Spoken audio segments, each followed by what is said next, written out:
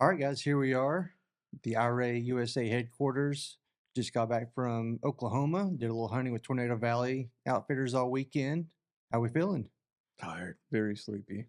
Little sleep deprived. I think maybe like 2 hours of sleep each night, but lots of time in the dark walking around trying to shoot some stuff. I've got the data right here on my Whoop. Yeah, that told you were dead, actually. Yeah, I slept for 7 hours over the course of 2 days. It was weird. We were walking around and it was telling him he was deceased. Yeah, it's just like how my gun was talking to me the whole time. My Whoop was just like, Yeah. "You're sleepy." That's You're a Q gun. sleepy." That's a Q gun thing. Got weird and hurry. Yeah. Speaking of Q, Jay, you want to introduce yourself? My name's Jay Pelletier. I work at Q. Not QAnon, but Q, the firearms manufacturer. We make some guns and some cans and some other things, and that's it. Pretty much shot Q guns exclusively this weekend. All weekend. So, had you come down, bring some of your new guns to try out, some different bullets, some different ammo, some different setups. We had some scopes we wanted to kind of put through the ringer and just see what happened. So, got up there and got everything zeroed in. Went out Saturday night and kind of walked through how that went. Just looking for pigs, kind of how the first stand went. It was pretty successful. What were y'all using? I was shooting the 6 Creedmoor fix. 6.5 Creedmoor. 6.5 Creedmoor. Yeah, 6.5. Yeah, so our standard fix in 6.5, which is our bolt gun, that one has a proof carbon barrel in it. But otherwise, pretty standard. Yeah, and I was running our unreleased mysterious bolt. We've got a new bolt coming out, so we had that on there. I didn't know that was the unreleased one. Yeah, that thing's sweet. It's pretty good. Big sensor. Yep. Yes. And then you were running the boombox with the Hybrid 75. Yeah. So I had our boombox also unreleased.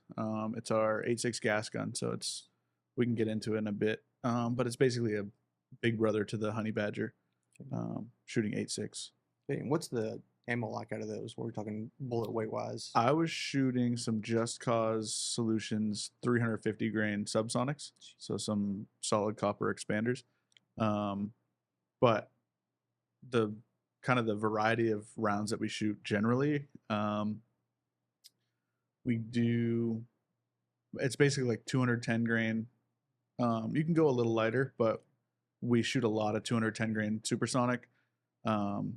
We shoot like some 285 subs, 300 grain Sierra Match Kings that Gorilla loads for us a lot.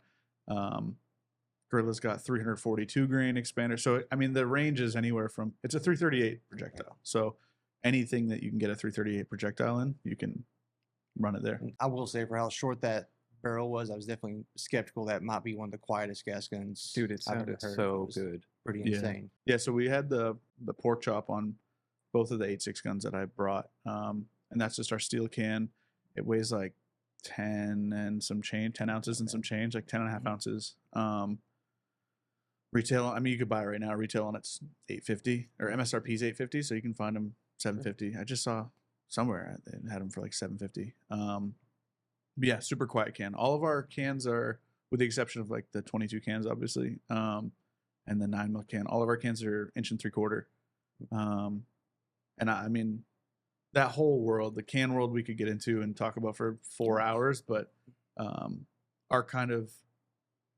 our goal when we built cans. So for people who don't know, Q was started by Kevin Brittingham. He was the founder of AAC back in the day. And our president of engineering, Ethan Lassard, he was at AAC. They did 300 Blackout together. So as well as the silencer. So after AAC, Ethan was at SIG and Kevin as well. They helped stand up the silencer division at SIG. So those old SRD cans, those are very similar to our cans. That's because it's kind of Ethan's thing. But yeah, so the impetus or the ethos behind our cans is that we want lightweight, durable, hearing safe, like as quiet as we can get it. We want minimal POI shift. So it's a multitude of things. It's kind of an intersection of a bunch of points. If we wanted to make the quietest can in the world, we could. But it's going to be longer or it's going to be heavier. There's no free lunch. Right. It seems like it's kind of a triangle. You know, you want lightweight, you want cheap, or you want quiet. It's a give and take. You know, I think that applies to a lot of stuff. But it's a great balance too, because we were getting in and out of that truck all night. not Yeah. super long. Yeah. So I mean, you had a 16-inch gun with a can on it, Right. and being able to fold that stock on the fix. Right. Super easy to get in and out of a vehicle with. That first stand was really sweet too, because it was like a textbook sort of Oh, that was easy. Hunt. Crawling under a barbed wire fence Allegedly. Legally. legally Yeah. on land that our guide owned, and get into position like 50 yards out. We were that first pig was probably about 100 Yeah. off, Yeah, I and think then so. the second pig we shot was at 200. Yep. Rolled him right up. Yeah. Yeah. Yeah, and that's, I mean, this whole thing has been new for me. Yeah, that was your first pig, wasn't it? Yeah, yeah. Very It was your first pig as well, wasn't it? Well, I've shot pigs before. Yeah. I've never actually Confirmed. confirmed kill. Yeah. Yeah. No confirmed kills for me until last Saturday. That was really a fun hunt Saturday night. Just kind of running and gunning, checking a bunch of different properties, stalking up on them like that, working the wind. Everything just kind of went in our favor pretty much all night long. Right. So that was neat. I mean, like, it's not all the time you get opportunities like that for that many pigs in one night. So definitely not. It was No. good. Yeah, I'm from the Northeast. I'm from Maine. Q is in New Hampshire, so I'm 25 minutes from the shop and where I live are basically right on the borders of each other's states. So it's all the same thing, but we don't have pigs up there. Right. So, and even at Q, anytime I told you before we came down, anytime people have invited us to come shoot pig. We got thousands of pigs. Like, all right, we'll come down. And there have been a couple of times, I wasn't present for any of them, but there have been a couple of times where they'd get on 2 or 3 in a night, like see 2 or 3 in a night and get a couple shots at them, but otherwise just never see pigs. So not only was this the first time that I'd shot a pig, it's the first time I'd seen a pig while hunted. And under thermal too. Yeah, that's from what another I'm thing. saying. Yeah, I've only Yeah. hunted basically sitting in a stand a couple times with thermal, and lower end thermal than obviously that we had, and definitely a different world. It's kind of there's a little, like I said earlier to you, like I'm kind of a mutant, so there's probably a steeper learning curve for me. But No, I was impressed. I mean, you caught on. I mean, we went to the range day 2 to sight in some different thermals. We were going to use some different guns there. And you weren't even asking questions about how to zero them. And that was 3 different thermals. It wasn't even Right. the same ones used before. So Right. it's nice to see someone who hasn't really worked with them, how intuitive they can be Yeah. and just get it and dialed in, and went right back to hunting the very next night, all different setups, and yeah, and the still guns were on. to have some success there. Yeah. Yeah. What is the base mag on that bolt that I was running? Because you were running the hybrid 75, which is On the boombox. 4 Yeah. power. 4 power, yeah. The new bolt's going to be 3-power base mag. Gotcha. That the other one that I ran on the 5.56. That was the also very new RH50R. That's our Rico Yeah. V2 640 sensor, built-in rangefinder. It's Right. been Yeah. super popular since it came out there at SHOT Show. That was awesome. I ended up, because the night before I had that the Rico, the micro, Mhm. just to look around Yep. with around my neck. Oh, RH25. Yes. And then last night with the RH50R, is that what it is? Yep. Mhm.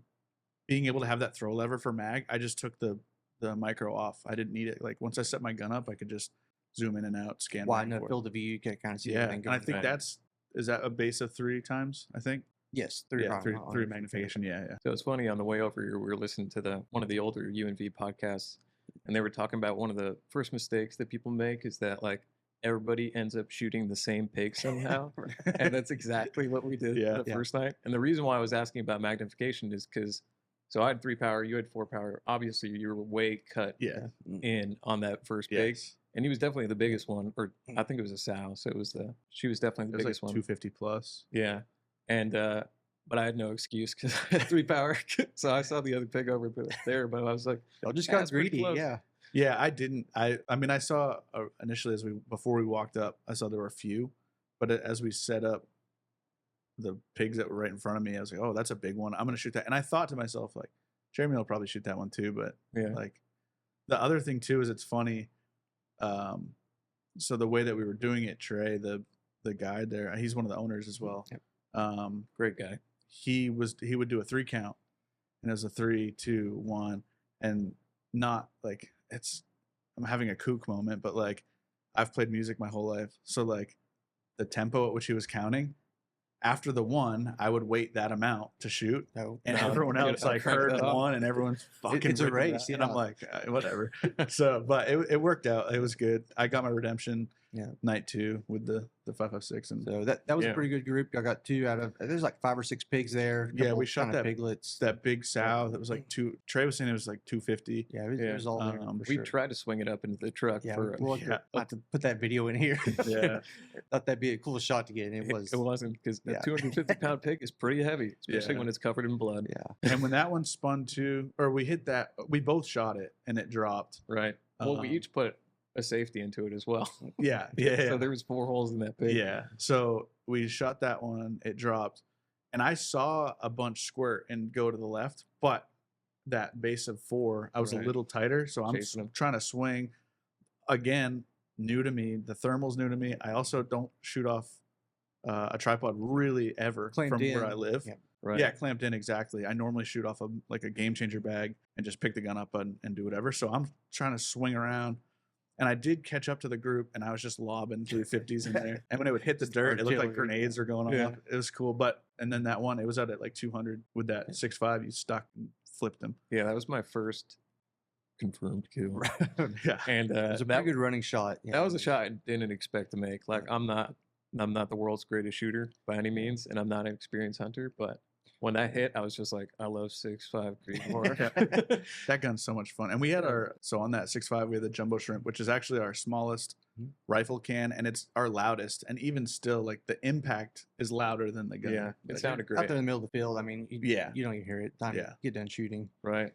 I liked it. It did that little donut, where it was just like, oh no, and just down in the dirt. Everything was textbook perfect. Couldn't have gone better on that group. Yeah, that was super easy. What about the next one? Well, this one's kind of fault. Yeah, I was gonna say the next one was the solo that you shot, the trophy board. Well, I was gonna skip over that one. So the 60-pound checkout. All right. Then we got to talk about let's just do the whole story, because then you got your trophy armadillo. Yeah. Go to the next spot. I haven't shot anything yet. Been trying to get some footage. I was filming y'all back behind. That was cool to watch that whole scene play out in thermal. Yeah, because you were offset. Yeah, I was a little bit behind you. You had the same optic I had? The Hybrid 75. Yeah. Filming with it. So all that looked great. So I thought, all right, my turn, step up, shoot something. So we're pulling in this property, and Trey, the guys, all right, there's probably a big group in the back. We'll just ease up there and, see what's going on. Well, about halfway to the back, there's just this real nice lone trophy boar walking right towards us. Yeah, and you said 150 yards. Give me the loudest gun that we have in the fucking truck. Hey, hand me that facing 6.5, and just let me shoot this one real quick, and then we'll just go get the rest. So I proceed to shoot that boar, drop him. Everything's really good. That was one shot too. One shot, dropped him. It was good. Yeah, straight down. That's the 140 ELDM. So that was right. Yeah. Yep. Don't hunt with match bullets. They don't work. Idiots. Anyways, so controversial opinion on kill this that podcast. boar, and we're trying to get content this trip. We're trying to get lots of footage and everything. So we start to drive over there, and guys like, hey, do you want to go look at it? I'm like, yeah, that's gonna be a really good boar. Turns out it was a very average boar, probably last year's crop, about pushing 100 pounds. And while I'm going over there looking at it, we find the only swamp in this entire 1,000-acre property and proceed to get the truck very stuck for a couple hours. And it was good, though. We went and trekked around on foot, just kind of old school. And we ended up calling in that trophy armadillo. Called it in. Yeah, called him in. We had cagey cottontail going. And he showed up pretty aggressively. Yeah, he was not trying to slow down by any means. Yeah, charging. I mean, if I had to use a verb. Yeah, it was like a lateral charge. I've never been so scared in my whole life. He may have been charging away from us, now that I think about it. Well, they do this thing. So I'm a big armadillo expert. Yeah, they have a bunch of those in Maine. Being from the Northeast, they do this thing where they'll circle. It's a trying to get down arc of a chart, so they gain speed on that turn. Yeah, they bank come in. Yeah. And so he was in the middle of that turn, and turns out 8.6 blackout does kill armadillos. I know there's been some contention about that. Witnessed it firsthand. Sturdy critters, though. Tough. Very sturdy. Yeah, we got up to him, and he's probably about a 3-year-old. Has some decent cutters on him. Yeah, good cutters for sure. So, anyways, time we get done with all that, truck's now unstuck. On to the next property. Well, before we move on, you told that story very well. In Trey's defense, he was not enthusiastically being like, "You want to go look at it?" Yeah, this is your following. This he is was my very much like, we should have left that pig live. Do you need to go over there and take pictures? And you're like, yeah, let's go look at it, because you were convinced it was a 400-pound. Yeah, I mean, the funniest thing was Jay. Like, we hop out of the truck, ankle deep in water. I And was Jay like- just like from his military days, just was like, I'm not getting my boots Dude, I wet. was like, I'm I not know going this all game. night. Yeah, I was like, I know this game. I'm not doing that. And for even the next day, you guys are like, oh, my shoes are still soaked. I'm like, I told you. Yeah, For definitely. what? To watch tires spin? Lesson learned on that one. Yeah. So always take the muck boots. But Well, we did almost call on a yacht on that yeah, we stand. saw Yeah. him kind of mousing around. Yeah. Just couldn't Yeah. get him to commit. And The wind was bad for us. It was Yeah. pretty much blowing right at him. So Yeah. We got lucky all weekend. We had consistent wind. That was really cool. consistently high wind. Yeah, very high. yeah, I don't know why But- they call it Tornado Valley, but it was the windiest zeroing session I've ever had. all worked out. So Yeah. shoot for the trophy armadillo. board, trophy dealer, get Yeah. unstuck, go to the next property, pull in, big group mixed in with some cows. Dude, I don't want to talk about this one. We got to talk about this one. Rich, you part got of it. Yeah. Edit this one out. So So we were both running 8.6 guns. yes, you had the fix. No, in you had the 8.6. fix. I had the boombox. Oh, yeah. It did. you had the little Yeah. fixed SD. Oh, that's right. Yeah. That's why. Yeah. Yep. Walking through. That's my ex- Test oh, guns. I had the Sierra Match Kings that I was convinced. Yeah. This We'll get group to it. was huge, So there's probably 20 or 30 pigs in this group. at least. 20 or 30 adult pigs. They and get then out of 700 the puppies. cows, start walking right towards us. I mean, just winds in our Yeah. face. We get out of the truck. We're kind of working our way towards them, and we get to about 35 yards, and biggest one in the front, post up broadside. Knew something was up. I said, I'm shooting the one on the left. Yeah, you called it and Yeah. pulled me off it. And so I'm tracking into the group and I'm just like, piglets, piglets, piglets. And I'm like, all right, I'll just shoot into the mess of them because Yeah, this shoot you. countdown's happening whether I like it or not. And did not know my hold 30 yards. Apparently what- you didn't either. Yeah. See, what happens is I've seen this in Africa, especially at long distance. When the wind's right at you, sometimes it'll float that round. I think it's 100%. That's what happened. And I mean, 35 yards is pretty far. Yeah. So I think it just ended up floating both of our rounds. And I think that pigs in a certain density have an energy to them. They create a sort of force field Yeah. around them. Maybe what it was. And it shakes your confidence, and also it deflects the bullet slightly. It's not enough to stop the round, but Yeah. it's enough to Basically, make you miss. long story short, no pigs were harm. mortally wounded No. in that barrage of fire. It was so bad that like we missed every pig, and then our guide was able to wait for us to lower our rifles and yeah, and sprint ahead and catch Yeah, a pig. Trey went out there and caught a piglet for us just to examine close up. Give him a it was little pretty pet. fun. I don't know if there was. I don't think at that point there was audio running, but I just remember seeing because walking up, we're in waist deep grass. It was It was tall. like the ocean. It was crazy, and we shoot, and we're like, "What the fuck was that?" And then he just takes off, and he's saying, "I'm gonna get one," and I'm like, all I said was like, "What redneck bullshit is going on?" And he did. He was like, he looked like a marionette doll hopping through this. I mean, he's a That tall grass was dude. pretty tall, yeah. Yeah, and then he reached down and grabbed a little football that Picked it right had back legs. together. Yeah. That was a cool little pig too. cute as so- hell. Yeah. Yeah. Didn't So- like you. No, did not. He was not feeling So, the energy. I got a little air scratch in, but as soon as you I, touched him, I just touched the top of his head and he lost his mind. just let him back in the So, water. After that little debacle, Catch and release. you were off the gun, I should have demoted. been off the gun. Yeah, I was recording the rest of the night. Yep. I Went should've over, went. spotted what we thought were two lone boars under a couple trees. Oh, Me and yeah, You start putting that's stock right. on them. Yeah. I've got the fix in 6.5 again. Yeah. You got the boom box. We probably walked in about 150 yards to them. Just kind of kept on Yeah. making a little short. Yeah, we'd stop and go, hey, let's try to go 20 more. They'd kind of look, but luckily wind was good, but pretty dry and pretty crunchy out there. I felt like every was- step was just they were yeah. about to bust any minute. And then we get about 75 yards away, third pig stands up. We never yeah. even saw was there. So that worked out really good though. 3, Yep. 2, 1 countdown. Both hit them. First hits. Mine kind of soaked it up, ran about 100 yards, Yeah. hit it on the run, rolled it up.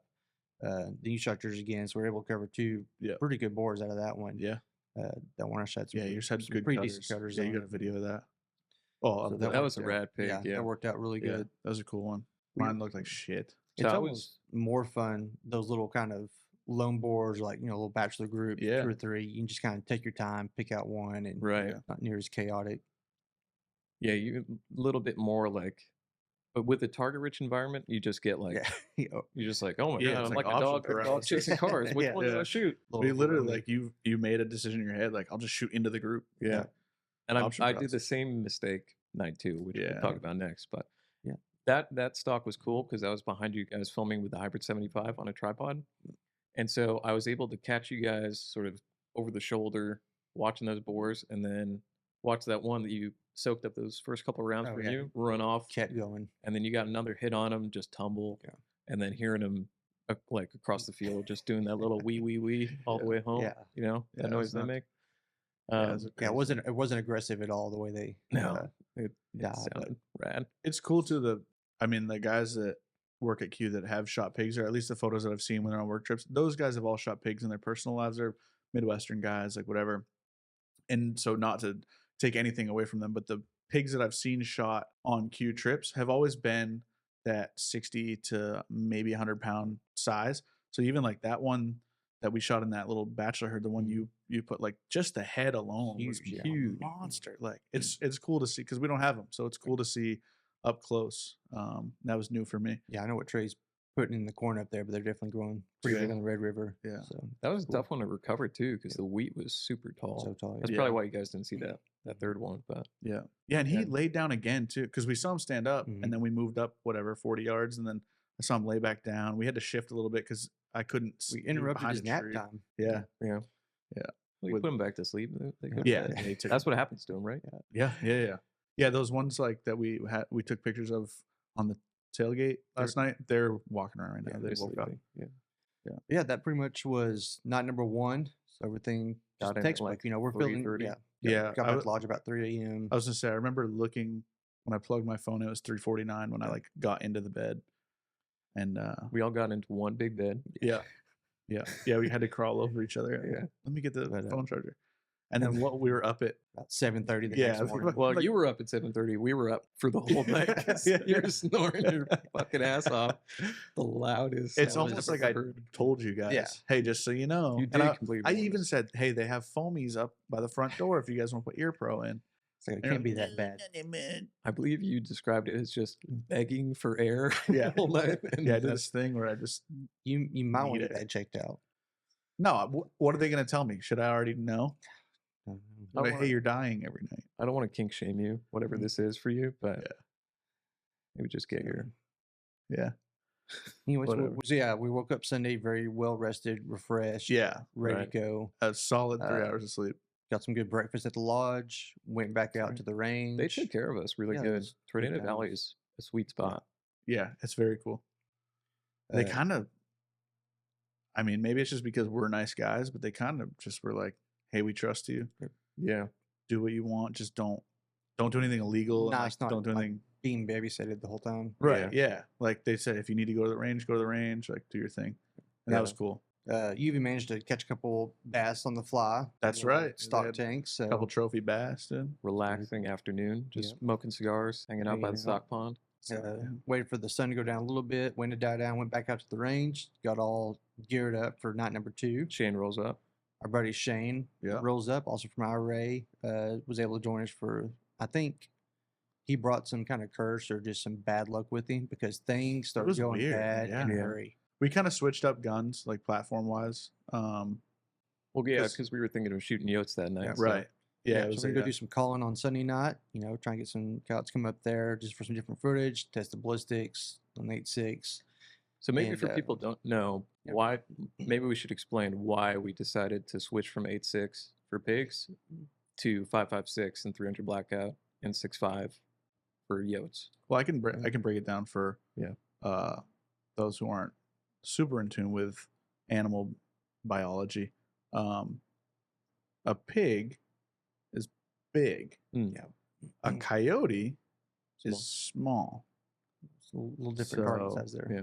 But That's why you want to use the smaller bullet for the Right. smaller animal. So, but in reality, 8.6, and we can get into that after. I can give you kind of the rundown for those who don't know, but 8.6 is hitting with a ton of power or a ton of energy, rotational energy as well as that linear force moving back and forth. And a coyote is, I mean, even when they've got big pelts on them and stuff, they're a lot smaller, their body itself. So, I mean, you put a 350 grain expanding copper 8.6 338 bullet that when it expands, it's like 4 inches in diameter. It's just going to destroy. I think a lot of thing too is it's got a ton of energy, not as flat shooting as say Right. the 55 Yeah, grain subsonic. BMAX out of 5.56 Yeah, or sure. even 300 blackout. Y'all shooting 110 BMAX Right. with it. and, Yep. Coyotes are notorious for not getting good shot opportunities. We knew we couldn't stalk up to a coyote at Right. 50 yards and have a good solid shot. Usually it's on the run, unknown distances. So Yep. just being able to have a little bit less guesswork there made sense. So, Yeah. Right. but yeah, got out there and made 5 or 6 stands. Didn't see anything. Weren't even seeing pigs either. We would scan every field before we got out of the truck just to make sure we weren't going to bump some pigs out. If nothing was there, we went and made a bunch of stands. Finally, I guess that was about 11:30 at night. We get one coyote running in. Well, thought it was a coyote. Well, I knew it was a talking about coyote. Shane's coyote. Yeah. Yeah. Well, everyone was like, I don't know if it's a coyote. It might be a bobcat. So we can't shoot bobcat up there It was at this small. time. Yeah. Yep. And then when it got close, I'm like, that's for sure a coyote. He was kind of smaller. Yeah. He was facing his head on. He was just walking kind of funny. And in the thermal, it looked weird too. Right. Like it wasn't just a consistent shade of coyote. Now there's like dark patches all over it. Yeah. Keep calling. I'm filming with the Hyper 75 from behind. This thing's just coming in on stringer, just kind of slow, just taking his time, and give a little lip squeak, stops. Shane's touches one off, boom, drops him. Everybody's excited. Keep calling for a few more minutes, make sure nobody else wants to come out. Coast is clear, so we go down there and walk up to the coyote and look at it. This is the ugliest, mangiest, Smallest. nastiest coyote I've ever seen in my Yeah. life. We did it a favor. Yeah, this thing was not in good shape, and Yeah. we don't see a ton of those around here with the mange that bad, and it was not good. Yeah. pretty gross. So just say no trophy pictures with that one. We No. It left kind of that looked one like Shane actually. for the best. Yeah, he's a little spatchy. Yeah. We gave that shot to Shane. He shot it with the 6.5 Creedmoor on the fix with Yep. the unreleased bolt on it. Yeah. He was stoked on it. I think we ranged it at like, mine was like 110. Yeah. on Mine the 7, mine said 108, 109. Yeah. Right. So I was scanning with the finder all night in a little, I think fanny so pack. handy. Yeah, Dude, it's great. throw that in a bino harness, just pull it out, Mm-hmm. scan, keep going range. I actually ran mine in a Spiritus Systems fanny pouch, Yeah. and then I had all my batteries up front, and it was excellent. Just Keep everything accessible. popping out. I did have it slung the first night over my shoulder, and it looks like I'm wearing a purse. It's like one of the so workout girls was at the mall with crazy. their Yeah. crossbody bag. pretty much ruined every video we took, but corrected that Yeah. the second night. But Shane shot that at that range. We all recorded it.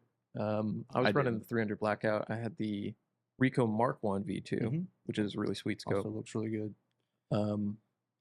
But yeah, So we got that So one ugly. killed. Yeah, He was stoked on that guy. He's like, as soon as he shot, he's like, "Who's going to fucking sick?" yeah, he's like, this thing fucks. Yeah. Yeah. So, Yeah. Got Yeah. it. We didn't shoot anything else at that stand. mm-mm. Because No. that was the tractor one, right? Yep. Or- I had the old bulldozer part there, which was cool. But Yeah. Yeah. got out there, made another stand, didn't see anything. Y'all got a little trigger happy, decided to shoot a skunk. I didn't decide to shoot shit. Was that Um, the same stand? Upwind. No, next the stand. second stand. Yeah. Yeah. Shot it Well, no. upwind, and we smelled it about 5 seconds Dude, later. But Listen. again, it was self defense. Yeah. It was the same thing he was charging us. There was Yeah. actually two of them, so we were almost outnumbered. Yeah. The odds were not in our favor. No. And I guess I shot with the 300 blackout. Good, worked. good shot, by the way. Man, Yeah, it worked. And the wind was great for us for that was stand. right in our Like if face. anything came in, it would have been great because we wouldn't have winded him. But that skunk winded us. Yeah. we did not stick around that stand much It was longer. great. Yeah. You shot it. And then like 40 seconds later, we were all like, It's just like brother, ugh. That was just- we had to run. it was It's like not in good. like, we left the entire county after that. Like we just had to get out Yeah. together. it was like in Call of Duty when you have that last stand feature where you fall down, you can like shoot him with your pistol. That's exactly what the skunk did to us. He was just like one last squirt It was right so bad. God, straight it's- at us. Yeah. So left the skunk stand. Kind of switched gears back to pigs. Cows just really weren't cooperating. It's kind of weird weather rolling in. Wind wasn't great. Kind Yeah. of kept swirling all night. Nothing was really responding. So decided to kick back over to pigs and just started scanning.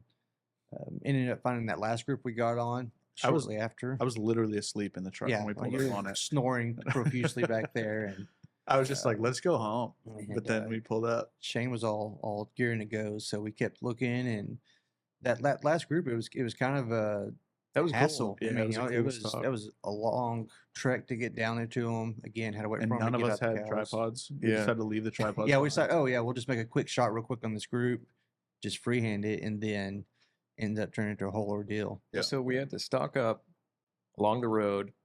There's obviously a gate, so we had to climb over the gate, Oh yeah. stock in probably 100, Yeah. 150 100 yards this way, maybe. and then another 50. You're trying to keep to the tree line just to keep them from, Right. skylining you on. And the thing with that too is that so Shane was wearing, he had a helmet setup with a PBS 14 and RH25, so he could see night vision with one eye, thermal with the other, and he was using that to scan. We had one pig sort of swinging around lone, and then there was a group kind of behind a fence, and so we're stalking in. I don't know about you, but I was running, the Honey Badger 300 Blackout with the RH50 Mark 1 V2. And I was kind of just picking it up and using it to scan a little bit, obviously being safe, not pointing at you guys. But I think I saw you doing that too. Just No, I was pointing it at you guys. Yeah, no, I would do that because yeah, I had, because of that throw lever where I could back it out, or Right. with the magnification, I had taken off the RH25, the little guy. So yeah, every now and again, and the moon wasn't as good as the night before, yeah, it was pretty dark. so I could see you guys kind of. But of course, like every time I bring the thermal up to my eye, There and then goes your night off, vision. like I can't see anything anymore. Definitely So takes a little getting used to. I think a lot of Yeah. people. yeah, But so but it we were in a was. groove. Like this worked out. It was like good. yeah, but that sort of stalk and navigate by thermal was Yeah. interesting. And then, we were spoiled most of those nights shooting off to tripods. You guys set up on a fence. You and Shane are much better shooters than I. I'm laying an Arca rail on a metal fence post, trying to set up on my fist, and Yeah. did the same thing with that big group of pigs. I figured you were going to take the big one. I followed everybody's advice. You take the one on the right, and I was just like, "Fuck! I got all these little ones on the right. There's a whole mess of them. It's got to hit something." Yeah, I went into it thinking, because there was a big one on the left, Right? and I knew Shane was going to shoot. Yeah, that he one. was over there. And not because he was on the left. I just knew that was the one he was going to shoot.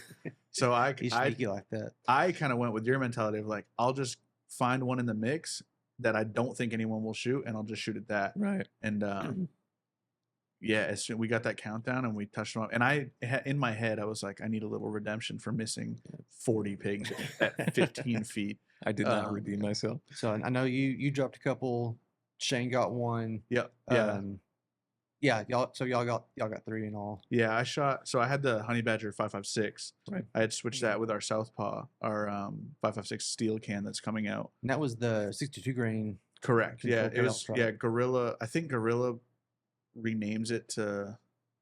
They might still call it Control Chaos. It could be Pig Punisher or something Okay. like that. Same. But yes, it's a Lehigh, or as the French Lehigh. Lehigh. Yeah. Uh-huh. 62 grain. Yeah, Controlled Chaos round, and I just kind of decided enough is enough and dropped that first one, and then Enough. Shane dropped his, and I swung over and hit another one. Or there was one that was like trying to do donuts, like big. I think he was doing that long arc Right. charge, Ramping up. and Shane like swung over, and as soon as he took the slack up in the trigger, I just pounded it and flipped it over. Yeah. So yeah, That Three really good sized pigs. Yeah, that Yeah. turned out really good. So yeah, we checked a couple more fields after that. At that point, it was already 2:30, 3 a.m. yeah, it was almost so, 3. Yeah, Yeah. Called it a night. But then got up early this morning, packed up, drove here to the Shane office. was nowhere to be found. Yeah, Shane ditched us, showed up late, didn't help, left early. He was like a didn't help. ghost. Like, But I mean, he wasn't even really He there. also, when he went to bed, he's like, I didn't bring anything. I didn't bring any clothes. I didn't bring any. We're like, why? He's like, I was gonna drive home at 4 a.m. he laid down fully clothed, dude. like a character in a video game, going to bed. Yeah. Cry. Multicam black cries, just Yeah. lays down, just It was kind of a flex, really. Yeah, it was weird. gets up and just gone. Yeah. So Yeah, it was weird. And he's still wearing them to this day. Yeah. Which Yeah. is the next day. But overall, really good time at Tornado Valley. Yeah, I couldn't have asked for Very successful hunt. a better time. Yeah. So lots of good testing, lots of footage. Yeah. film. Yeah, it was cool to see. Again, I have limited experience on thermal, and the experience I do have is with some lower quality stuff. So it was cool to see the capabilities of your product as well as kind of that learning curve. So if I was able to figure it out, and it is different, like I'm gonna say it right now, and people that have done it are gonna be like, well, this kid's an idiot, and people that haven't done it are gonna be like, you're full of shit, you're an idiot. But it is weird aiming a screen as opposed to like I'm so used to shooting Right. a daytime optic, Right. or even a red. It's just different. It definitely messes with your head a little bit. Yeah, and so I mean, you figure it out. It's intuitive, but it was cool to see how intuitive the optic was, and like you said before, you just, even though there were different models, you kind of gave me the basic understanding, like the actual keystrokes that you take are going to be a little bit different depending on the model, but it's generally the same idea as like, hey, this button is generally going to do this XYZ. So yeah, that second day I just kind of messed around with it on my own and figured out, oh, this is what you talked about yesterday. I'll just figure it out on my own. Right. And kind of from the gun side, a lot of my personal environment and hawk hunting is usually with like kind of bigger, longer, heavier bolt guns, and it's just kind of what I use them used to. But it was very handy making all those, kind of running a gun and getting in and out of the truck with these little lightweight, super compact Very guns. sweet. Really packed a punch, and they worked. I definitely made a believer out of me. But and as far as all that goes, kind of what drives Q? I know y'all do a lot of hunting in Africa. Do a lot of testing over there. Is that kind of what you model the guns after, that style of hunting? Is there, any overlap with this? Yeah, so there's a difference between our gas guns and our bolt guns. So the gas guns, like Honey Badger, originally was designed at AAC to replace the MP5 SD. That was on like a sole sourced SOCOM unit that was like, we just need to do X, Y, and Z. So they did that. Instead of doing a sole source, they ended up opening up an entire contract, which ended up being the LVAW contract. In that time, Ethan Lassard, who was the head of design on the Honey Badger at AAC, Kevin had sold AAC to Remington during that whole period of time. So Ethan had left, went back to SIG, started working on the MCX. And so it's kind of funny, like when the contract, Kevin talks about it all the time too, but like, before the contract was awarded, Kevin went to SIG again, or went to SIG as well. And so when the contract was awarded, it's like both of their children are playing against each other. So one won and one didn't. But so that gun, the gas gun side of things, it was more on that military consumer. And to this day, that's like the boombox. We made that for a military solicitation. We're still actively working with it. Ethan's actually right now is over there with a unit doing stuff with that. But the bolt gun side, the fix, that was 100% a brainchild of Kevin. Basically was like, I mean, everything that we make is kind of Kevin being like, I want to do this. And he'll bring it to the table and the engineers will be like, well, you can't. And he says, why not? And then they go from there. And so the fix was designed to be a utilitarian rifle. So we hunt with it a lot more than we do tactical stuff. But I mean, there are law enforcement agencies, there's international agencies that are using the fix in a tactical, and the mini fix in a tactical way, I guess, or use. But the idea behind it was lightweight, compact, easy to change barrels. I mean, that fix, with the exception of a barrel wrench, you can take the whole gun down with a T25 Torx bit, the entire gun. So if you want to swap the barrel, you just need a barrel wrench. That's where like the proof research, if you want to switch to carbon fiber, change calibers, the same bolt face makes it super easy. Super easy. And lightweight, the folding stock, like we just wanted a gun that was good at a lot of things. So a lot of like PRS guys shoot up to a 20-pound gun. Sure, like you're made that, but can we shoot a PRS match with the fix? Absolutely, we do it. We've done it. Can we hunt with the fix? Absolutely. And I mean, you realize very quickly, if you walk around with the fix, specifically 16-inch fix that you can fold. Normally we have it slung in and out of cars. You're running around, running a gun with a bipod. You can fold it while it's slung. It's super compact. Getting in and out of a vehicle is easy. And when you do that for enough time, and then you switch to a Remington 700, you realize, oh, this is not like this. There's better options. Right. The other thing with the fix, we have a 45-degree bolt throw, and it rides on rails. So in my experience, that 700 action, that kind of Mauser action, sometimes when guys get excited, they'll go to send the bolt home and they lift up and it binds up. The bolt just kind of gets stuck. So I've definitely had that. I don't have barely any time on bolt guns, honestly, outside of like fingering them at the gun store. And like I've done that in gun stores, but the familiarity of like I was able to rack that bolt Yeah. and run it 2 rounds through that first pig that first night, and then a third round and a fourth round through that second pig on the run. First time ever shooting it, really didn't really help with the zeroing. Was just kind of taking pictures that day, and just the smoothness of that bolt, and also the familiarity of those AR style Ergonomics, controls. yeah. You've got the magazine released in the same place. The bolt, safety selector is pretty much the same. Yep. Just all around, it was really dope. Yeah, it's a good in between with an AR and a bolt gun. So Right. it's and the way that we do things too is like it's everything you need and nothing you don't. Like if you noticed on our honey badger and our boombox, we don't have a dust cover. That's a huge point of contention. Everyone that lives with their mom and follows like clone pages on Instagram are like, you have to have a dust cover. Those who have either operated for a living or the people that have done the research and the development on it know that that dust cover is only gonna cause exponentially more malfunction than it will ever save or prevent.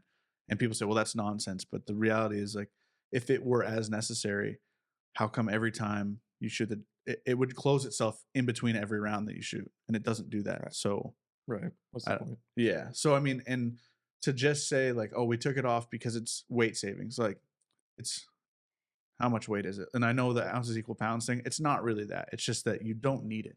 Are you doing over the beach with your honey badger? Probably not. Like it's not for that. Well, And if it looks so much cleaner too.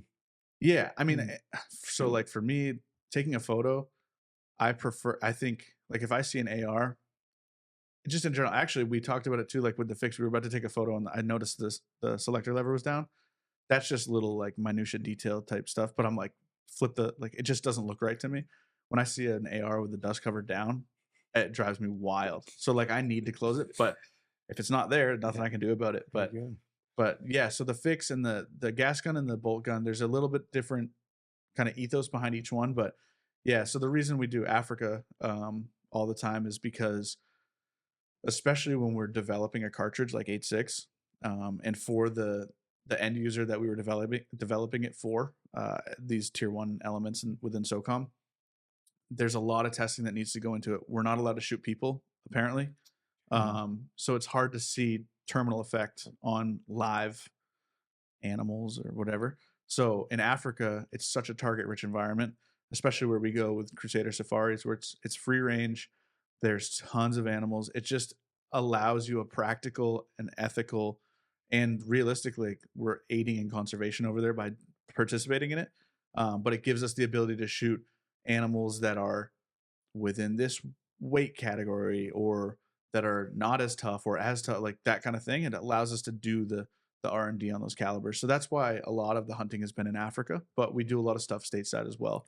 But yeah, I think that you guys were able, in just a short amount of time, you were able to see some of the benefits of the honey badger's a 4.5 pound gun. Dude, it's stupid light. Like even, I mean, I don't have any experience putting your optics, which in reality, I don't know how you compare to the other optics in your industry. Like I don't know weight wise or whatever. I don't know if you're Most lighter. thermals are going to be 2.5 pounds is pretty average. I mean, so pretty hefty. Having such a lightweight gun, you add that on, and it's not overwhelming.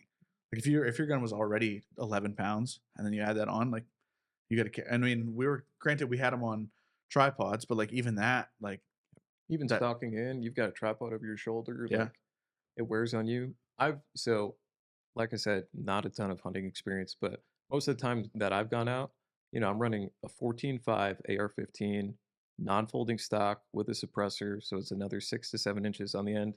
You've got this thing in between your legs in the back of a truck, and it's like almost hitting the ceiling. And then every time you get out, you're trying not to bang it on everything, so you're not making a ton of noise and spoiling the stock. Yeah. And like I had the honey badger in between my legs all night. It barely even passed my knee, and it had how long is that suppressor on it? It's over 8 inches, but almost, I think it's 10 inches, almost 10 inches. Yeah, the fork teeny chop. tiny with the stock collapsed, and it was just so handy getting in and out. I was even able to, we had to climb up into the bed to get the tripods out. I'm holding this, thankfully, very light gun, able to climb up onto the bed, pass out Right. tripods. Couldn't do that with my standard rifle. We were also 3 deep in the back of that truck too. Yeah, Right. We all had rifles. We all had kit. Yeah. Right. And I've gone out other nights where you're just like crammed back there, especially if you got a tall guy in the front seat and that chair's pushed all the way back. Especially if you're driving around in a little tiny Tacoma like a regular gun guy. Gets crowded in a Tan hurry. Tacoma. Yeah. But no, those things are super handy. And I mean, the results speak for themselves in terms of ballistics and their capability.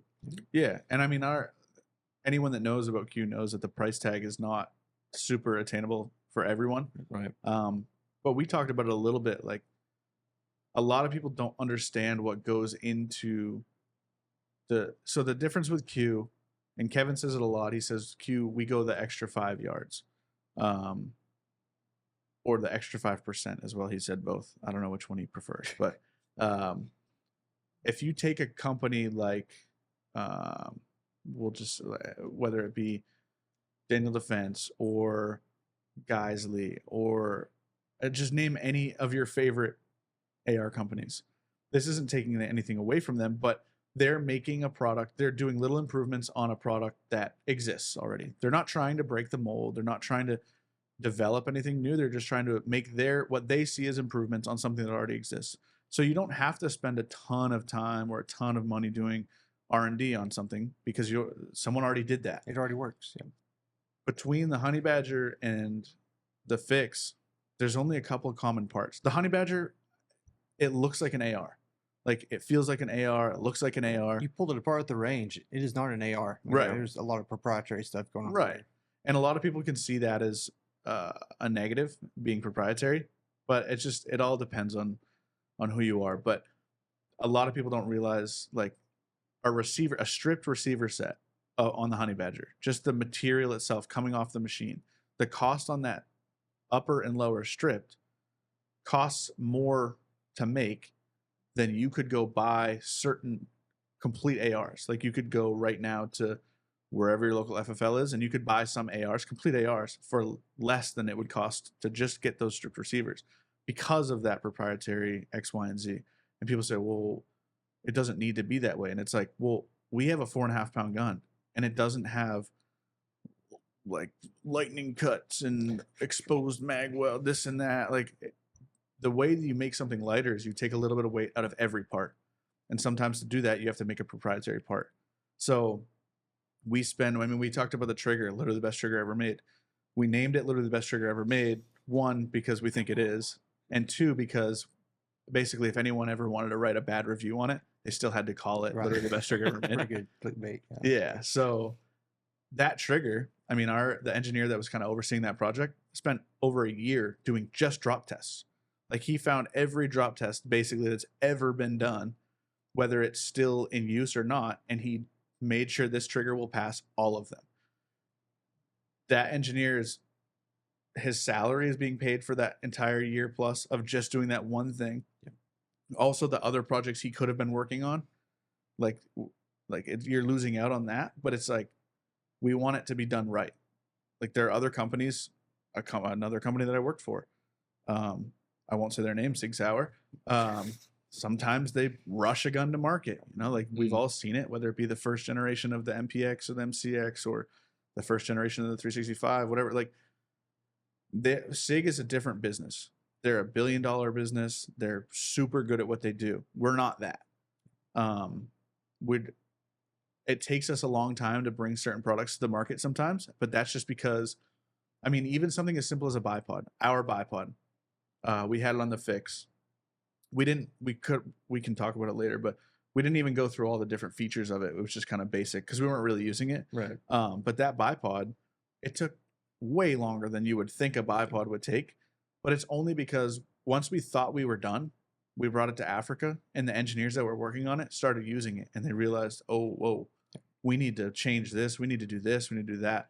We weren't using the consumer as the beta tester. We just tested it ourselves and realized, oh shit, like, this is not good enough.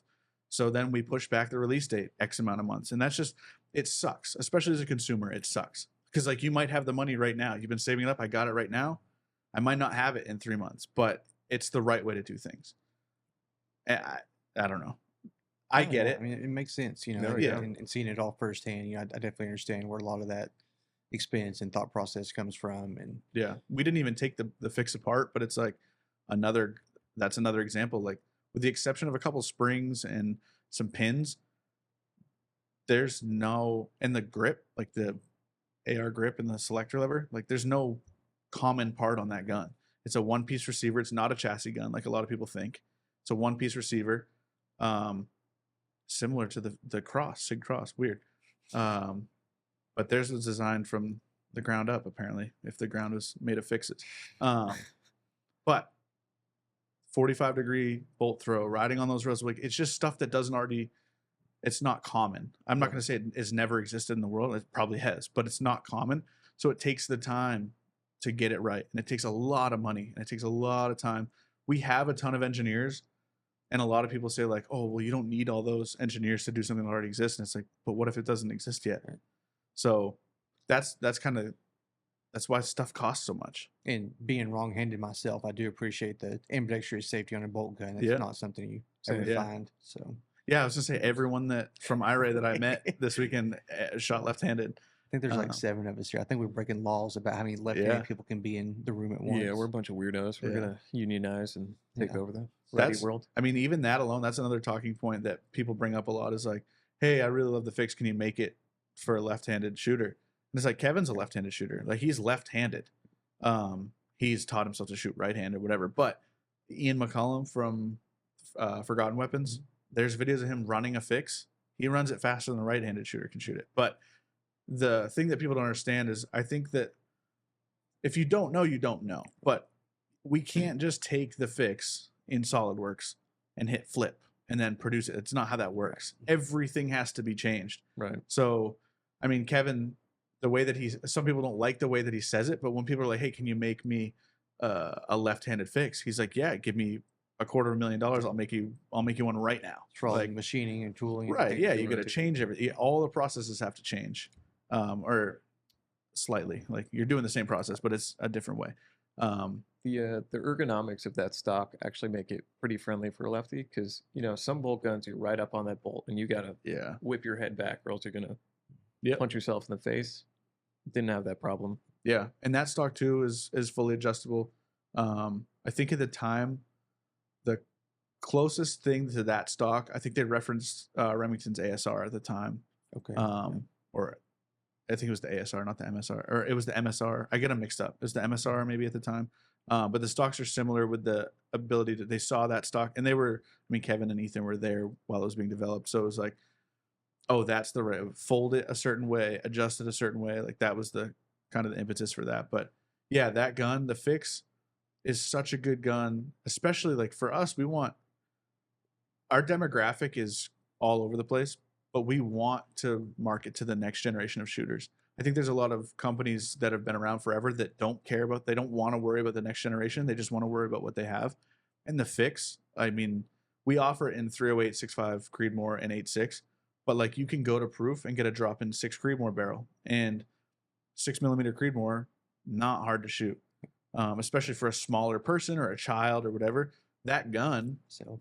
you can, yeah, exactly. Childlike, man. That gun weighs, without an optic on it, just from the box, it weighs 5 pounds. You put an optic on it, you can shorten that stock up, you can adjust it, do whatever. Especially if you have a tripod, put it on that tripod. Like Q-Cert's super easy to use, like we saw. And now you've got your kid a gun. And not only you have your kid a gun that your kid can go shoot, but you can just, with a T25, just make it bigger for you, or you can swap the barrel. Like you can do whatever you want with that platform. That fixed platform, even just the way that we offer it, has the ability to hunt anything in the world. Because you can go between those calibers. You can bring just that gun and a bunch of different barrels and go to Africa and shoot plains game and shoot whatever you want. Yeah, I get that it's expensive, but it's that for a reason. So kind of after, the weekend we had, different terrain we covered, kind of different scenarios, shooting the pigs, calling coyotes. And I know you called some coyotes in Arizona a little Yep. while back. Yep. Is there anything kind of looking ahead that would just be, your ideal dedicated like hog and varmint rifle? Yeah, honestly. So when I started at this is going to be a long story. I started at Q in 2019.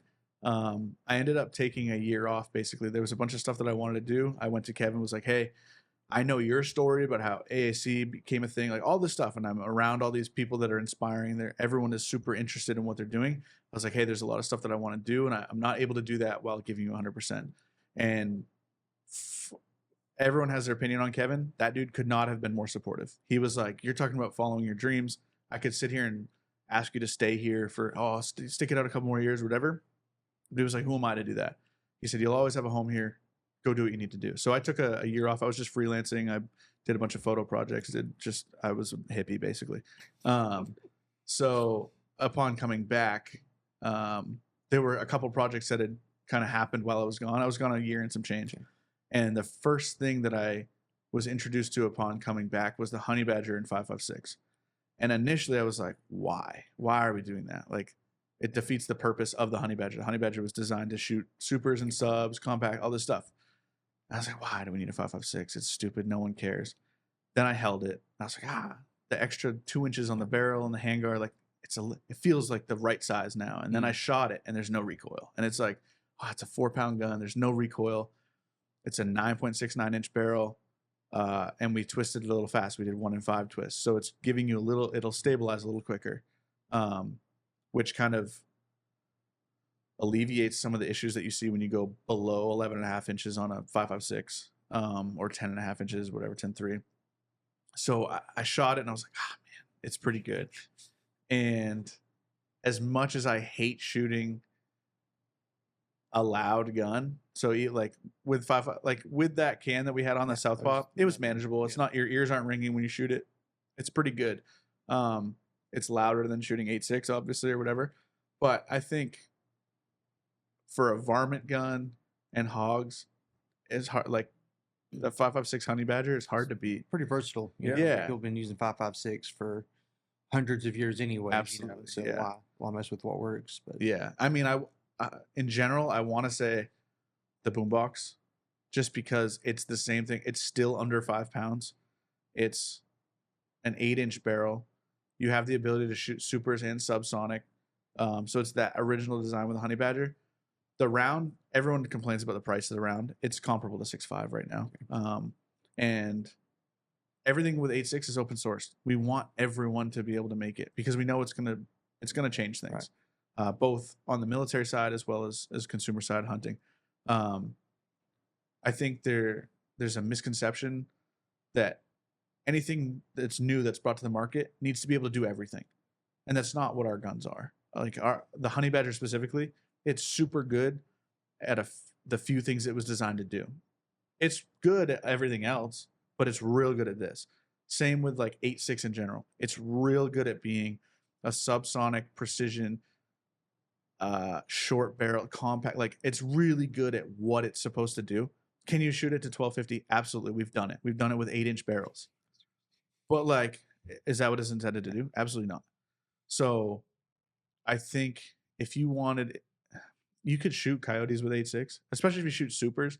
Like you're probably not gonna expand within coyote, but that linear energy, that's another thing that the rotational energy, people don't understand. Like you're getting a little insurance with that supersonic spinning super fast. Like we spin 8.6 at 1 in 3. If that bullet doesn't expand all the way like it's supposed to, that rotational energy, like if you see Ballistics Gel Garantham just put out a video today of 8.6, a couple different 8.6 rounds going through Ballistics Gel, and that temporary wound cavity is absolutely insane. And we saw it with 300 Blackout. That's why we did 1 in 5 with 300 Blackout. And now this is just the big brother. So I guess realistically, like I want to say the boombox because it's the next big thing, but it's hard. That 5.56 honey badger, like easy button. Those 62 grains, like that the second pig that I shot last night of those 3, the second pig I shot was the biggest one of the bunch, and I shot it once and it put it down, and then I just gave it another just to help it expire. But that 62 grain out of a 9-inch barrel, like it worked. Yeah, like Right. hard to deny that. Get Yeah. it all on camera and record. I mean, it Yeah. just works. And I say that gun just because it's the gas gun, and I see the benefit of having a gas gun, especially for pigs. My personal favorite gun that we make is the mini fix in 5.56. Okay. We have a 12-inch barrel. The fix is super easy to cycle, but it's a longer throw because I mean, technically it's short action. I guess 5.56 is a mini action, whatever, but it's a little bit longer bolt throw. That mini fix, the fix is based on a 308 cartridge, SR25 mag platform, whereas the mini fix is based on a 5.56 300 blackout size. So the receiver is a different size. A lot of people think because if it's a shorter barrel, it's a mini fix. That's not the case. But that 12-inch mini fix in 5.56, you can rip through rounds super fast. I've killed a lot of stuff with that. That's my favorite gun. It's, again, a lightweight gun. You can, if you want to run clip-ons or something, you have that full. That's the only thing with the Honey Badger is that 9-inch barrel. The dedicated optic makes a lot of sense. Right. But if you want to put that clip-on, you might start running out of room depending on what optics you have. With that 12-inch mini fix, you get a ton of top rail space. Or even if you don't want to run that full-size top rail, we have Q-cert pick sections that you can just put wherever in the Q-cert. So yeah, I mean, it's hard to beat those. Although 6.5 was great, like it's really hard to say. Like it's all preference too. Like I know guys that, like, if you're a good shooter, 6.5 doesn't kick that much. Like there's not a ton of recoil. It's easy to get back on target. I know guys that handle it super well, and you watch them shoot, like, how is he managing that recoil? Like that looks like he's shooting a 22. Yeah, like when you shoot, when you shoot, I'm like, man, it looks like he's shooting a 22. It looks so strong. Yeah. So I mean, it's all personal preference. Like with the 5.56, I mean, it's not going to move. Right. You're going to see everything you do. But so kind of like with everything, it's like, oh, it's personal preference, or what are you doing with it? But yeah, I think if I had to go out, if you were like, take Q's lineup and you have to do everything, you have to be able to shoot pigs, but you're going to shoot varmint as well. Trophy armadillo, things like that. I would probably pick the Honey Badger in 5.56, just for the versatility. It's lightweight and the gas gun thing. If I didn't need to rip through rounds, mini fix in 5.56 or whatever. But yeah, no, I think that makes sense. Definitely see the benefit of all that.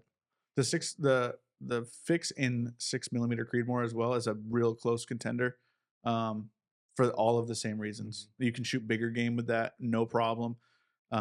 Recoil is nothing. It's not too big of a round to, like, if you're trying to not damage. Like I know a lot of guys will shoot coyotes or whatever. They want to keep pelts. They want to keep something. You're not gonna ruin anything with it. And a lot of it too, it's just if you're hunting all these contests like we have around here, right? If you blow out 5 pounds of the coyote, well, that might cost you the contest. Right? Yeah. Money on the line. You want to keep all that energy inside. But yeah, that's something that's right. alien to me.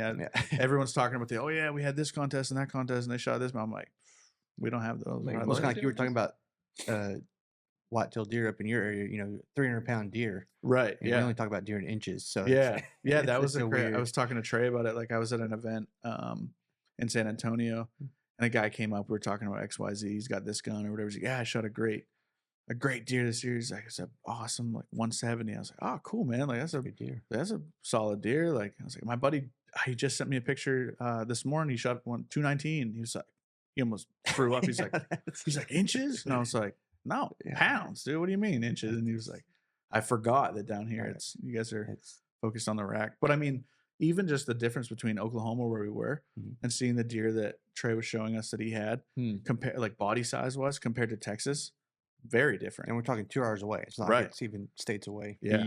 Beefy deer. Yeah. Big pigs too. Yeah. Big pigs, big armadillos. Everything. Yeah. Trophy armadillos. Crazy. Trophy bass. Everything was bigger in Oklahoma this weekend. Yeah. Yeah. How has your gear changed? Because obviously I'm very early into my sort of hunting career. Yeah. And so when I first started out, I had the Spiritus mini rig, 3 mags across the front, Sitka out or whatever. Yeah. Plenty of batteries, all this stuff. And as I've come away on these trips, I've just pared it down more and more. And also the takeaway for me from this weekend is that I want to shorten my setup instead of lengthening it. and I just bought a Mark 12 upper thinking that was going to be my dedicated hunting gun. And now I'm looking at this 16-inch barrel. I'm like thinking of putting Too long. an AEM 5 can on it, which is like 25 feet long. Yeah. At least it takes up a little space on the barrel though. Right. That's why you have like me and you have a 17-inch 6 Creed and a 24-inch 6 Creed. Just depends on how you're feeling that night. So Yeah, you Right. pulled out that 6 Creed you had, and I was like, "How long is that barrel?" And you're like, 20 something. Like, oh, they didn't have any longer ones, or and the thing was longer in a cold winter. out of barrel stretchers that day. Yeah, But yeah, I'm curious how your setup has changed, and obviously that ties into the sort of guns that you're running and all that stuff. I mean, I definitely. So I grew up hunting in Maine. I grew up with like pretty much every deer, with the exception of most recently that I've shot in Maine, has been with a lever gun, a 32 Winchester Special. Like I grew up with old heads, like down East Mainers. A lot of my family that hunted way up north, like there's kind of like the big woods trackers. It's a different type of hunting. I grew up a lot of just stand hunting, like little spot. You go in the woods, you sit, deer are going to come through. You saw them all summer or whatever, you shoot it. I like a lot of traditional stuff. If it were up to me, like even the type of hunting we were doing last night, because you got the thistle and stuff around here, probably not shorts, but like a lightweight pant, a t-shirt. Like we even talked about the first night, like, you in a chest rig? I was going to bring it, but now I'll just stuff I'll just stuff pockets with mags. Like, and even that I just rent. All of us just had 2 mags the whole time. Right. But yeah, it's funny. The way that I've thought about it has evolved a lot since even starting at Q. Kevin and Ethan, everything you bring to them, if you go, hey, what about this? They'll tell you that's dumb. Like, well, why is it dumb? Like, because it's heavy. Like we talk about optic. Like, I like that Night Force optic. It's cool. I see cloners using it. Like I see cool dudes using it. Whatever. Like, yeah, but it's heavy. Right. I'm like, yeah, but the gun's light. So who cares if it's heavy? Like, we save the weight because the gun being light. Why does it matter? Like, it doesn't matter if the optic's a little heavier. And then I started shifting to realizing like, we didn't save the weight so that you could put heavier things on it and it not be heavy. We saved the weight because there's also other lightweight things. Like, you want to be lighter. Right. I started same thing, chest rig, like I'm like, I need to bring 2 of everything. I need redundancy. And then I realized like, I'm not going to war, dude. Yeah. Like, Just going to kill a pig. Hopefully. yeah, I'm just going to try to shoot like an armadillo. Like, but luckily the armadillos don't shoot back yet. Well, that one round, it might have come back on the nose. Yeah. No, but I think lightweight, if it were up to me, it would just be everything you need, nothing you don't. Like all killer, no filler. Like if you can get the basics, like a range finding capability. So like the optics that we were using, like the RH50R has a built-in continuous rangefinder. So I don't need to bring a rangefinder with me. Because how hard was it to tell distance on unknown properties in thermal? That was insane. Yeah. Everywhere we sat, I was like, in the thermal, I forget like, oh, it's already magnified 3 times. When I come off, I can't see shit. So it's just all black space to me. Right. And then I look, I'm like, oh, that's not far away. And then I range it. I'm like, oh, it's 220 yards. Okay. I thought that was 30. Yeah. So that is huge. Rangefinder, absolutely huge. And that should go with everything. For this specific type of hunting, I would take that. Like the ability to range find. If you don't have it built into your optic, just bring like the SIG, the little kilos or whatever. Is it kilos? Is that what they are? The SIG. That's great for daytime, but we have our thermal handheld rangefinder. Oh yeah, I forgot. It's nighttime. You can't use it. But yes, the handheld one. Yeah, so it's out there ranging in the dark. God, I hope I. That's why I couldn't hit shit. No, but yeah. So the ability to range find, especially because of the thermal thing, a gun, the amount of ammo you desire. If you want to bring 8 mags with you, so you never have to go back to pack mags. Like I just had we had a box of ammo in the truck, and if we went down, we just put rounds in the mag, and that was a good door pockets. I was pretty impressed with how conservative y'all were with ammo. Like I've definitely gotten some people before. It's like you have to mag up at every single coyote you see, and like, oh, there's a lone boar, we're gonna shoot it 30 times. But y'all got it done pretty quickly. Yeah, I will say, just to kind of sum it all up, yes, I've gone from when I was new, like you see the guys that got all sick or Kuyu or whatever, and it's like, oh, I gotta have that. When I hunt at home, I hunt in what are like the Cordells from TD, like just a comfortable pant, some like buffalo like just whatever shirt. I'm just comfortable, whatever I'm comfortable in. Right. Like that's it. If you're if you're doing everything right, it's going to work. So just be comfortable. If you're comfortable carrying a lot of gear, carry a lot of gear. Like, whatever. You're not going to be mad that you had extra rounds. Right. But if you're not comfortable, and especially if it's going to affect you shooting, like another thing, I had nothing. I had t-shirt, pants, 2 mags, the gun. That's really it. The only extra thing that I had, which I'm glad I had it, was I had a little, it's not a Game Changer. It's from Armageddon Gear. It's like a Game Changer bag, but it's from their hunting line, so it's super lightweight. Oh, that thing's sweet. Yeah. Just had a little carabiner. I hooked it to my pants. I have a chest rig from them too that's got a D-ring on it. You just hook it there if you want it, whatever. But you can also hook it to your gun. You can do whatever. It weighs nothing. I just hooked it to my pants, and like every now and again you think something jumped up and grabbed your ass, but it's just the bag and you get used to it. But Like, oh, having thank you. that, like, we were shooting off the tripod 9 out of 10 times. And the one time that we weren't, I'm glad I had that bag because I threw it on that fence. Everyone else might have been, there's ways to shoot alternate shooting positions, but I was rock solid and and I was also steady. And I shot a bunch of pigs.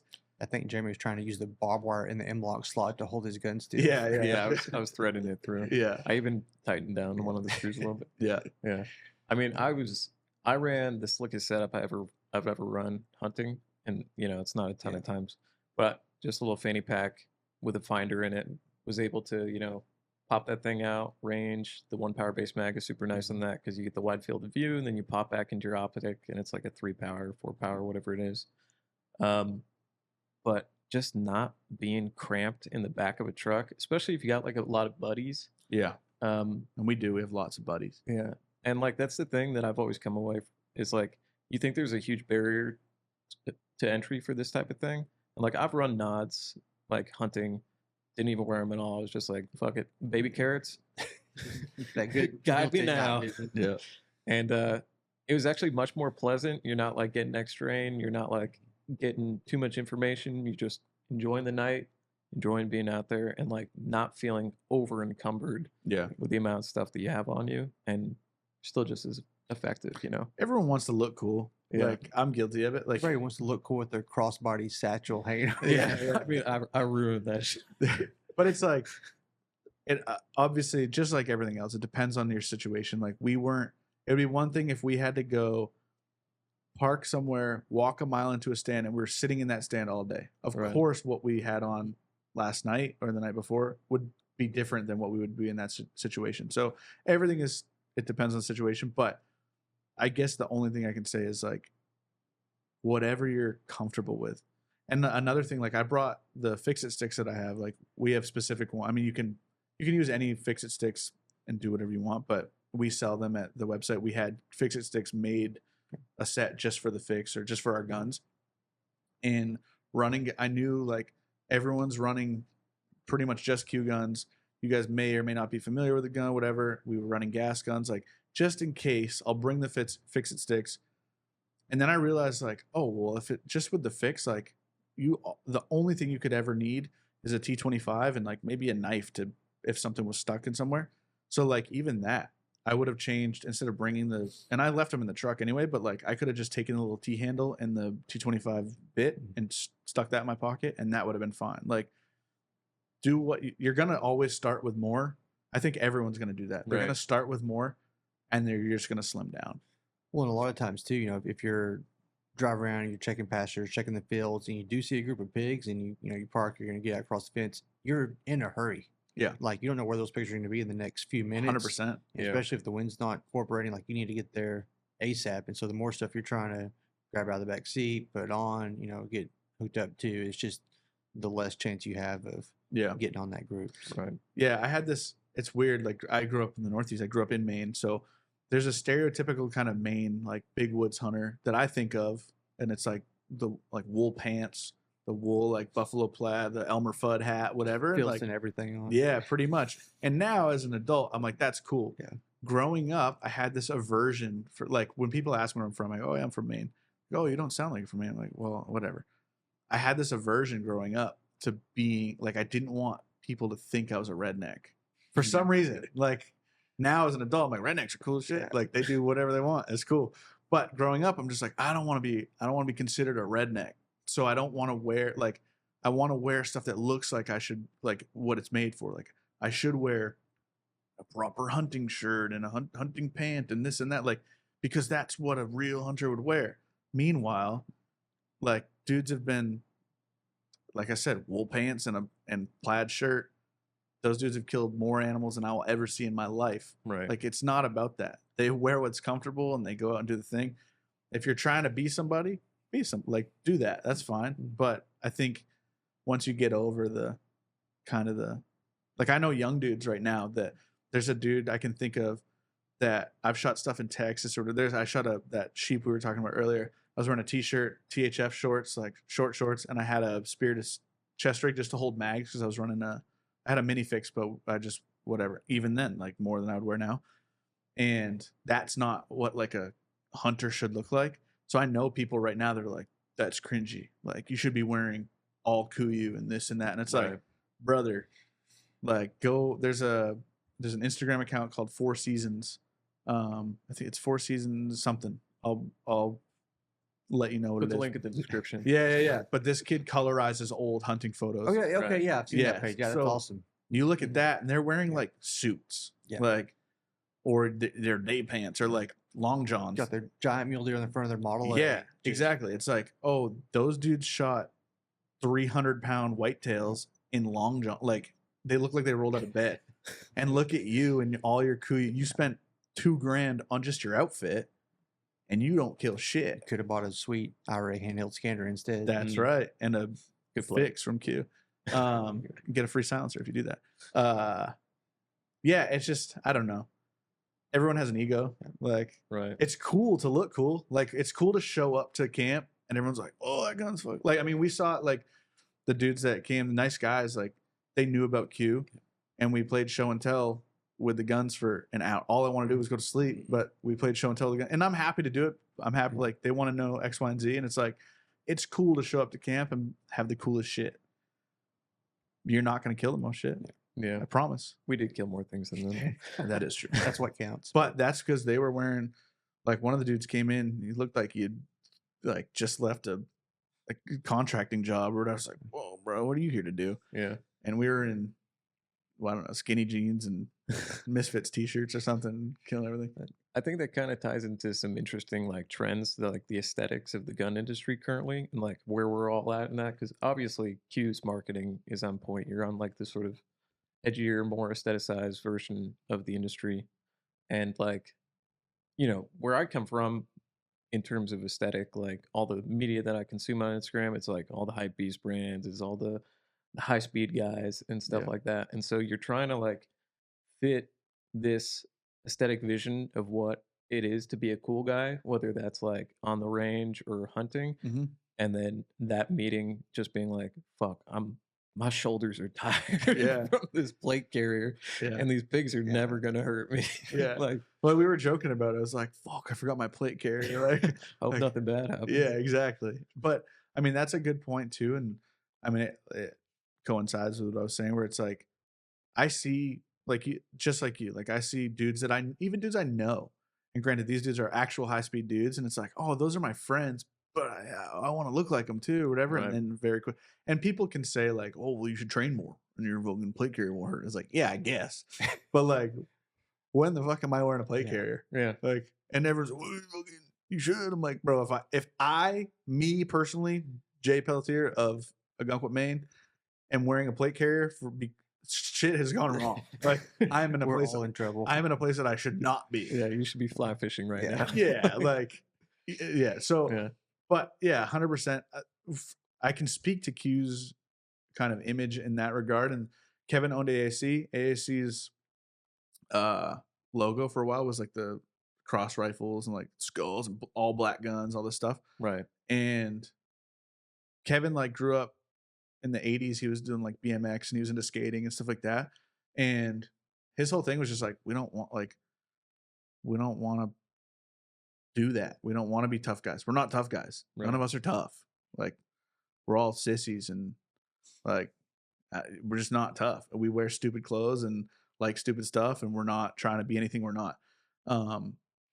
We don't even like the idea of the honey badger. Like, the honey badger, people think like, oh, well, they chose that color to be different. It's like, first of all, it's not a color. Like, the reason it is what it is because clear anodized, that hard coat clear anodized, if you put dye in it, you're technically like messing with the structural integrity of it or whatever. It's not going to be as hard as possible.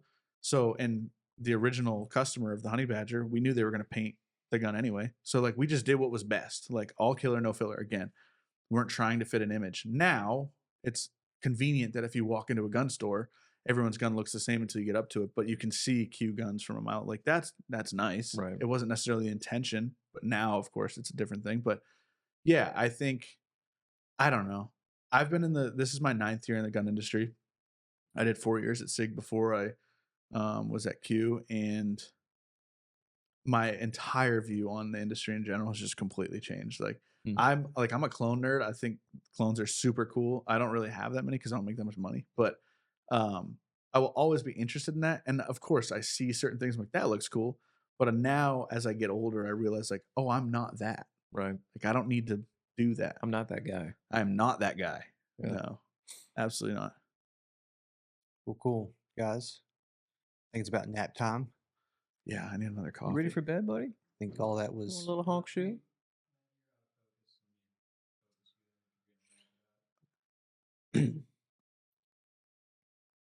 You might want to come a hair to your left. Probably this whole time. No, you're good. You're good. You're good. It just jumped focus too. But you're good. No, he should be good now. good. Just getting neck strain from looking at you guys Right, this whole time. And I don't know about y'all, but I feel a hard nap coming on. It's a pretty hard weekend of hunting, up late, little sleep. Yeah.